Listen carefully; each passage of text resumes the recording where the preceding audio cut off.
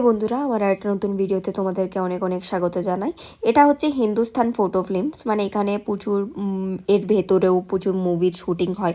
যেমন স্ত্রীপ টু মুভিটা যে এখানে শুটিং হয়েছিল। আর তো তোমাদেরকে বলেছি, এছাড়া তোমাদের যদি অন্য কোনো মুভি উটিতে শুটিং জানা থাকে তো আমাকে কমেন্ট করে জানিও প্লিজ। আর এটার ভেতরে একটা বাংলো বাড়ি আছে, যেটার মধ্যে রাজ মুভির যে বাংলোটা দেখানো হয়েছে, এটা এই যে জায়গাটা তোমাদেরকে দেখালাম ওটার মধ্যেই আছে। তো আমরা আর গেলাম না, কারণ আমাদের অলরেডি অনেকটা লেট হয়ে গেছিলো, কারণ আমরা টিটি নিয়েছিলাম আর টিটির একটা নির্দিষ্ট টাইম থাকে, সেই টাইমের মধ্যে এসে পৌঁছাতে হয়। আর এখানের জায়গাটা সত্যি কথা এতটা সুন্দর জায়গা, মানে তোমরা কাশ্মীর কাশ্মীর ফিল করবে।